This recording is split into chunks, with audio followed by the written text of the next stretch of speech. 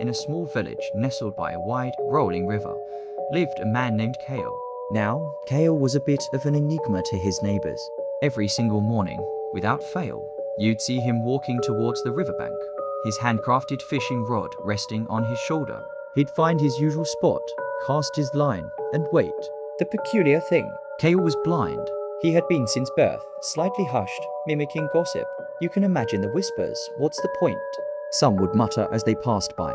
"He can't even see the bobber dip." The village kids, in their cruel, childish way, would sometimes sneak up and shout, "Catch any big ones, Kale," followed by giggles. Through it all, Kale would just offer a calm, knowing smile. When asked why he bothered, his answer was always the same: "I don't need my eyes to fish. I listen." Voice becomes more focused, building intrigue. Listen. The villagers scoffed. What was there to listen to? The gurgle of the water, the rustle of the reeds, the cry of a distant hawk.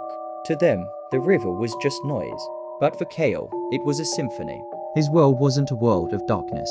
It was a world of sound. He could hear the subtle splash of a fish jumping miles upstream.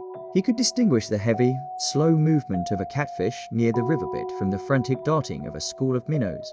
The river spoke to him in a language no one else could understand. He wasn't just fishing for food. He was having a conversation with the water itself. Pacing quickens, sense of unease creeps in. One afternoon, the sky was a brilliant, cloudless blue. The village was bustling, preparing for the annual harvest festival. Laughter and music filled the air. But down at the riverbank, Kale's serene expression had vanished. His head was cocked to one side, his brow furrowed in deep concentration. He wasn't listening for fish anymore. He was listening to something wrong.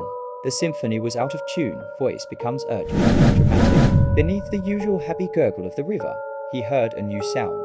A low, deep, guttural grumble. It was a vibration more than a sound, something he felt deep in his bones.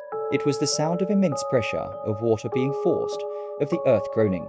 It was the sound of the upriver dam, a massive man-made structure miles away, straining beyond its limits. He frantically reeled in his line, grabbed his cane, and stumbled back towards the village as fast as he could. The dam is going to break," he screamed, his voice raw with panic. "We have to get to high ground now." People stopped and stared. Kale, the blind fisherman, the village eccentric, was raving like a madman. "He's finally lost it." Someone laughed. But the terror in Kale's voice was genuine.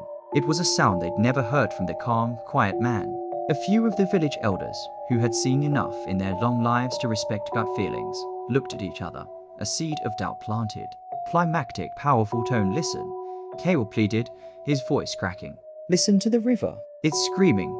And in that moment, as if commanded, a hush fell over the village. For the first time, they truly listened, and they heard it. A faint, deep hum, a tremor under their feet, a vibration that felt unnatural. It was the sound of impending doom. Panic erupted, but this time it was organized. Following Keel's frantic directions, the entire village scrambled up the steep hills behind their homes. Just as the last child was pulled to safety, a deafening roar ripped through the valley. A colossal wall of water, mud, and debris surged down the riverbed, obliterating everything in its path, swallowing the village whole. Voice softens, becomes reflective and warm from the safety of the hillside. The villagers watched in stunned silence. Their homes gone, but their lives saved. They turned to look at Kale, who stood, sightless, facing the devastation. His head bowed as if listening to the river's sorrowful apology. The very thing they had ridiculed him for, his reliance on hearing, his so-called weakness, had become their salvation. He couldn't see the danger, but he had heard it when everyone else, with their perfectly good eyes, had been blind to it. That day, they learned that sometimes our greatest strengths are hidden in the places we least expect, and that the world has more to tell us than what we can only see. Outro music fades in.